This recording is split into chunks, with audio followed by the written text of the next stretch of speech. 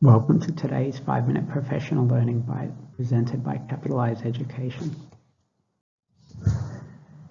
Today we're going to look at how we can use LEGO to heighten the salience of goals and objectives for students on the autism spectrum.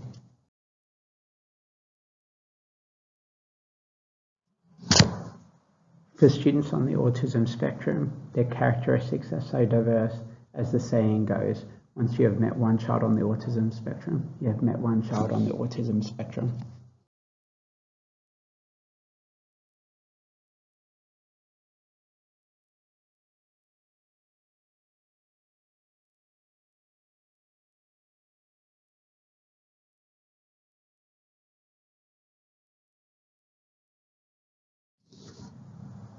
In this series of videos, we're going to focus on students on the autism spectrum who have a restricted interest in LEGO.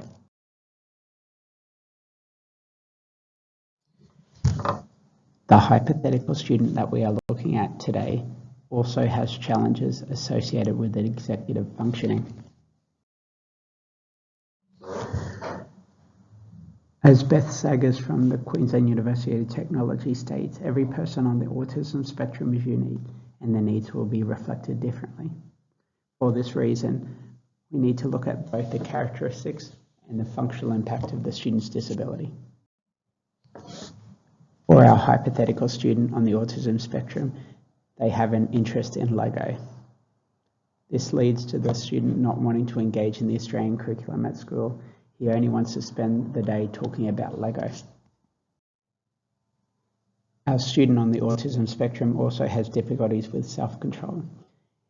In history, when studying the Australian curriculum, the student has difficulties starting tasks and staying focused on them until he completes them. So, what can we do to support this student? I love this quote. No tool is omnicompetent. There is no such thing as a master key that will unlock all doors. Rather than wielding a single tool, generalists have managed to collect and protect an entire tool shed, and they show the power of range in a hyper-specialized world.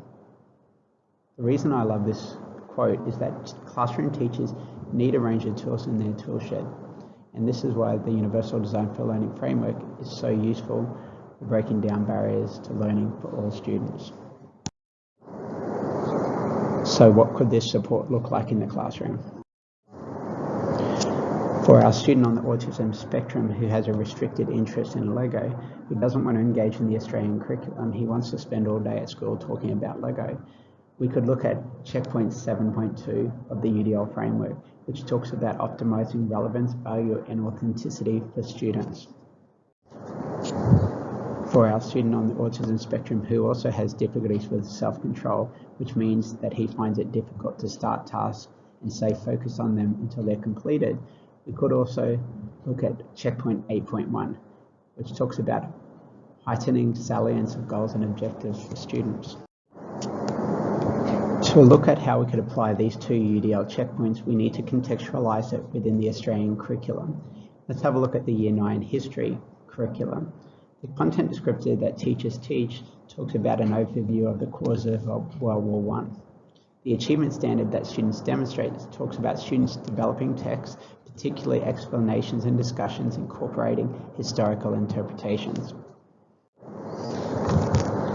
A history teacher would then contextualize this Australian curriculum within a question: what was the most significant cause of World War I?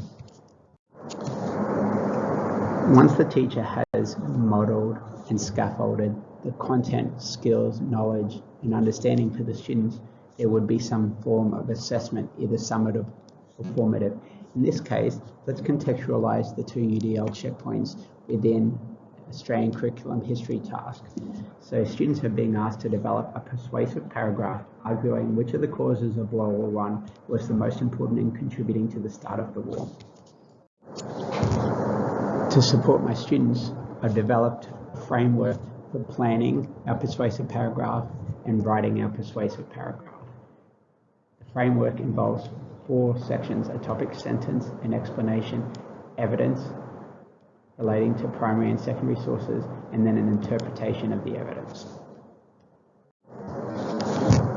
Because my student on the autism spectrum struggles with self-control around beginning and completing tasks, I have to look at how I can structure the task, but also how I can embed Lego, which is his interest, into the process of building long-term goals. To do this, I start small by getting my student to plan using the framework, his topic sentences. The X's represent the student's notes that he might use for his topic sentence. To reward my student for completing the first step in the task, I've purchased a Lego police car set. I have then given my student the pieces associated with the first step in the Lego construction as a reward. I let him put them together. I then encourage him to put it to the side of the table and tell him that for every step in the task, he will receive the next pieces of Lego to finalize the set. I then encourage my student to plan the second part of his persuasive paragraph. I then give him the next pieces of Lego to put together as a reward for completing the second step in the persuasive paragraph planning.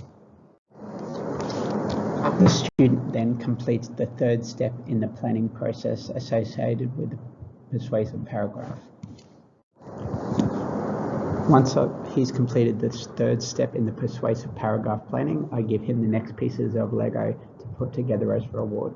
Once again, I encourage him to complete this task and then put it at the edge of his desk, because he'll continue to receive more pieces of Lego once he completes the task, and at the end of the entire task, he can then play with the Lego. The student then completes the final step in the planning process. This leads to him being rewarded again with more pieces of Lego to put together to continue building his car. Now that we've planned our persuasive paragraph, we go back and write the persuasive paragraph, once again following the steps that we used in the planning process. Once the student has finished planning his persuasive paragraph, we go back to the start again and we begin writing the first draft of our persuasive paragraph. The student continues to do each step in the 4-step process, writing his draft response. At the end of each step, the student is given the pieces of Lego to continue building his police car. It's important to remind your student that he can play with the police car at the end of the process when it's fully constructed. It's also important to use the framework that was used at the planning process to show your student how the ideas fit together.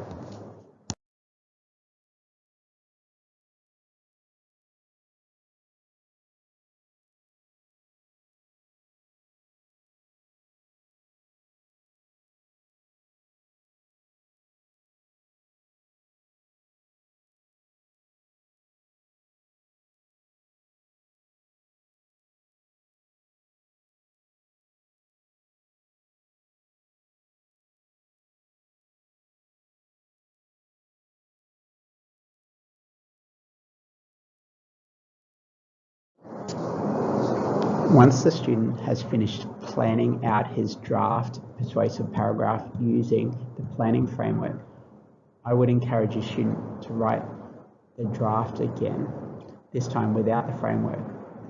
So it would be topic, sentence, explanation, evidence, and interpretation without the boxes. I like to use colours to show the relationship between the ideas. So we would get the student to write the topic sentence, then colour it the same colour as the planning framework. Once the student has done this, I would reward them with the next pieces of Lego to continue constructing the police car. Once again, reminding the student that at the end of the process, they can have the entire police car to play with. I would then encourage the student to complete this process for the remainder of the 4 steps in his persuasive paragraph. Each time a step is completed, I would reward the students with the relevant pieces of Lego.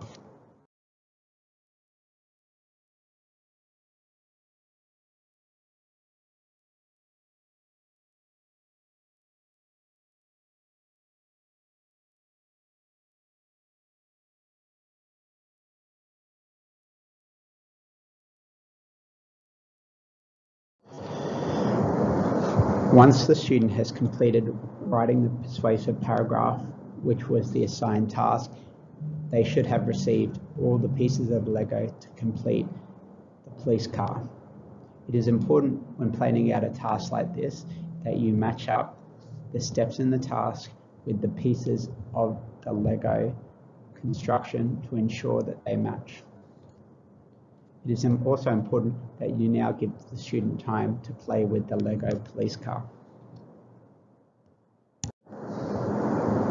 Whilst the example used in this video might be useful in supporting a student on the autism spectrum interested in Lego to begin and complete a task, as educators we need to think about how we're going to develop independence. This is illustrated by the following quote by Johnson Cooper. While people's individual needs will differ, the starting presumption should be one of independence rather than dependence, with educators providing the support needed to maximise this. To encourage independence, I would think about how you could start including more steps in a process before a student is rewarded with Lego. In the example used in this video, the student completes one step and then is rewarded with Lego. Next time we did this process, the student might need to complete 2 steps before they receive Lego. The following task might involve 3 steps before they're rewarded with Lego. It's about developing the independence of the student to complete the tasks rather than relying on Lego as being the sole motivator to complete the task.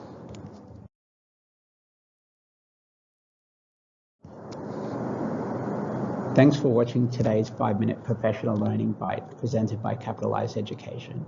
At CAPITALISE Education, we believe that teachers working together achieve a lot more than those working alone. As the African proverb goes, if you want to go quickly, go alone. If you want to go far, go together.